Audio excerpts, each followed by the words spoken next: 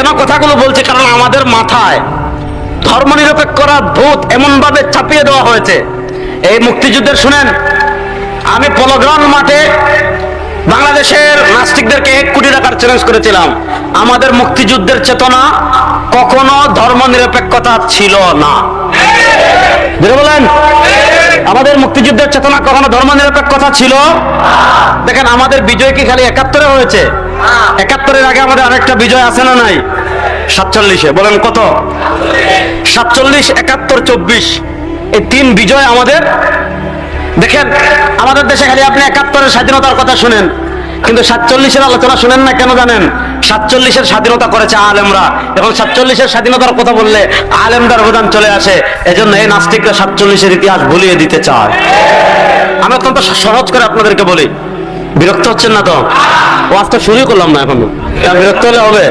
ওয়াজ তো জীবনে বহুত শুনছেন, আসমানের উপরের ওয়াজ বহু শুনছেন, জমিনের নিচের ওয়াজ বহু শুনছেন, এবার রাষ্ট্র প্রতিষ্ঠার ওয়াজ শুনতে হবে। আমার নবী খালি আসমানের উপর নিয়ে আসলেন না, রাষ্ট্র পরিচালনাও করেছেন। হ্যাঁ, আমার নবী সংবিধান লেখেন নাই, আমার নবী বিচার করেন নাই। আপনি নবীকে খালি শুক্রবারে জিলাপি খাওয়ার সময় খুঁজেন, রাজনীতিতে নবী কোথায়? অর্থনীতিতে নবী কোথায়? রাষ্ট্র প্রতিষ্ঠায় আমার নবীর আদর্শ বাস্তবায়ন করার প্রয়োজন আছে না নাই? ইসলামকে কি ফায়দাবি পেয়েছেন আপনি? যেভাবে ব্যাখ্যা করবেন, খুব ভালো করে বুঝেন, মনোযোগ দিয়ে বুঝেন। এই ভারত উপমহাদেশের মালিক আমরা ছিলাম 750 বছর। কয়শো বছর? বলেন না, কয়শো বছর? হিন্দুরা ভারতের ক্ষমতায় আসার মাত্র 77 বছর হয়েছে, আর আমরা ছিলাম কয় বছর?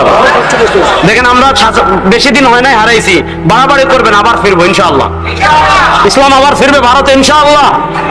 যারাই আমাদেরকে মুছে দিতে চাইবে তারাই মুছে গেছে। দেখেন, তারা আছে, মুঘলরা কোথায় আজকে? কুচেরারা কোথায়? কেউ নাই। আমরা ছিলাম, আছি, থাকবো ইনশাআল্লাহ। ইনশাআল্লাহ বলেন।